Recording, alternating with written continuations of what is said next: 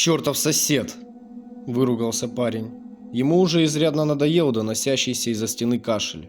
День за днем он сводит его с ума. Неужели остальные соседи умудряются не обращать на это внимания? Максим, как и полагается, переехал в новую квартиру недавно. Стоимость аренды отнюдь не впечатляла своей дешевизной. Оно и понятно, ведь дом находится в центральном районе города.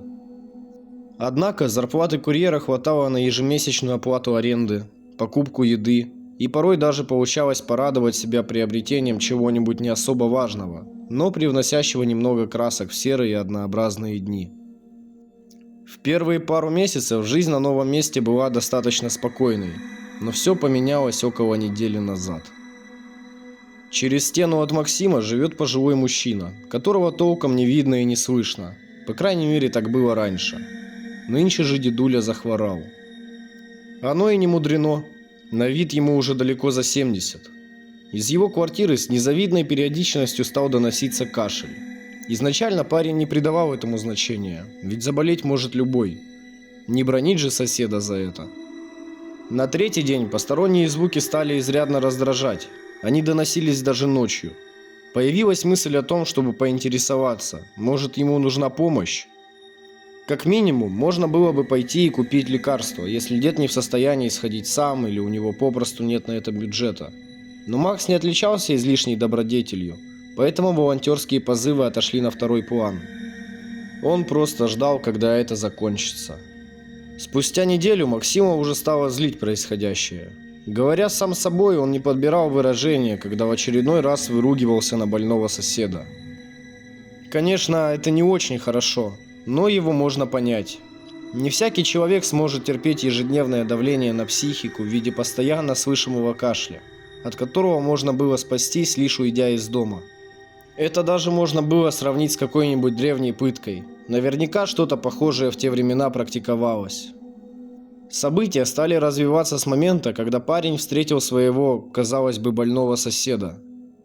Но обратив на него взор, он понял, что дед чувствует себя относительно хорошо, если брать в учет его возраст. Как минимум он не кашлял. С радостным удивлением Макс подошел к старику. «Здравствуйте, это я, Максим. Живу с вами по соседству. Как вы себя чувствуете?» Вымолвил парень, попутно сомневаясь в правильности своих слов. Наверное, не стоило так сходу об этом говорить, дабы не смущать собеседника. Ведь очевидно, почему был задан этот вопрос. «Привет, сосед. Помню я тебя. Мог не представляться. Ты извини, если мой кашель тебя беспокоит. Я лечусь, но это помогает лишь на время».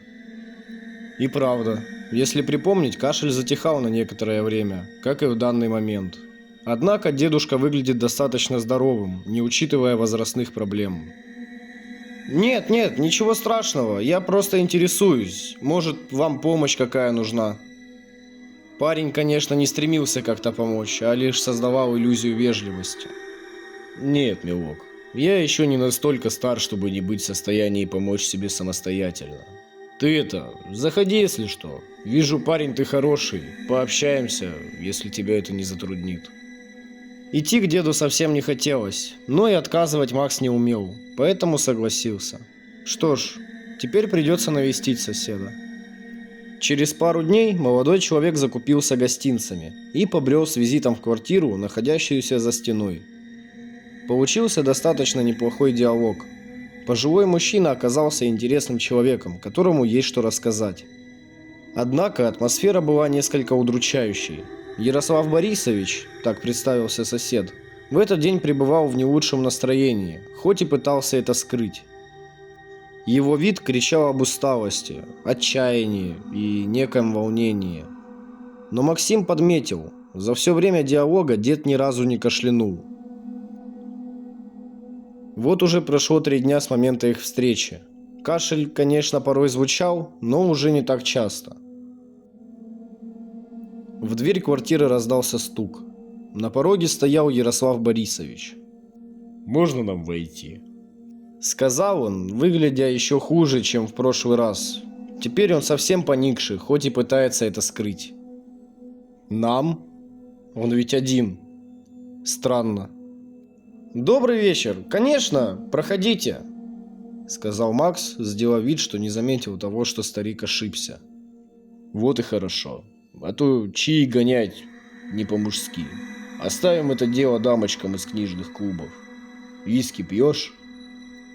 Проговорив это, он радостно достал из-за пазухи полулитровую бутылку обжигающего напитка. «Пью все, что пьется!» Пытаясь раззадорить старика, проговорил молодой человек. Они прошли в квартиру и расположились на кухне. «Можно у вас поинтересоваться кое о чем?» Неуверенно вымолвил Макс. Спрашивай, сынок. «У вас все хорошо? У меня ощущение, что вас что-то сильно парит». Парит не то слово. Ты прости меня заранее. «За что простить? Все в порядке, вы мне не мешаете». Послушай, не перебивай. Ты можешь отнестись к моим словам несерьезно. Однако поверь, я не сумасшедший. Я не случайно спросил, можно ли нам войти. Со мной еще кое-кто есть. Что он имеет в виду? Принес какого-то зверька в кармане? Дело в том, что около 2 недель назад ко мне стало являться что-то. Не знаю, как это описать или объяснить. Сначала подумалось, что я схожу с ума. А потом оно стало душить меня. Мой кошмар продолжался около 2 недель, пока не появился ты. Это существо требовало дать ему молодую жертву, коей являлся мой сын. Он, кстати, примерно твоего возраста. Я противился этому, за что и подвергался мучениям.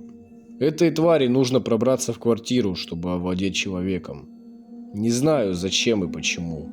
Но пойми, я устал это терпеть. Даже хотел самоубиться, но оно не дает этого сделать. Мой единственный выход – дать то, что оно требует. Но жертвовать сыном не хотелось. Тут на горизонте замаячил ты. Тяжело было принять это решение. Прости меня, но это больше невозможно терпеть. Оно обещало даровать мне свободу. «Ты чё несешь, старик? Совсем из ума выжил? Давай-ка уходи отсюда и не возвращайся!» Сказав это, Макс стал подводить соседа к выходу, но дверь открыть не получилось. Было страшно, но абсурдность слов старика говорила о том, что он попросту не в своем уме. Лучшим решением будет выгнать его из квартиры и свести общение на «здравствуйте, до свидания». Дверь все никак не поддавалась, несмотря на то, что она не заперта. «Да что за хрень? Это вы сделали?» Молодой человек уже срывался на крик. «Что происходит? Ты же обещал отпустить меня. Я сделал то, что ты велела. Забирай его и открой мне дверь». «Заткнись уже, старикан ёбнутый!» Парень стал интенсивнее дергать ручку двери, но все безуспешно. Свет стал хаотично мерцать. Он посмотрел в сторону кухни и в одной из вспышек увидел 2 силуэта, похожих на человеческие. Не предоставив времени на размышления, сзади раздался хруст. Тело пожилого мужчины пожирала какая-то неведомая тварь. С него спал шарф, на который Максим раньше не обращал внимания. На шее красовались синяки с засохшими кровоподтеками. Тварь была настолько огромной, что сложно было разобрать отдельные части тела. Заострила на себе взгляд именно голова. Около 10 рогов покрывали лысый нечеловеческий череп. На месте носа 2 черные впадины. Губы заменяет звериный оскал с неисчислимым количеством зубов. И глаза. В этих глазах можно было забыться. Они будто забирали душу в свою пучину, обрекая ее на полную безысходность и показывая предстоящие мучения.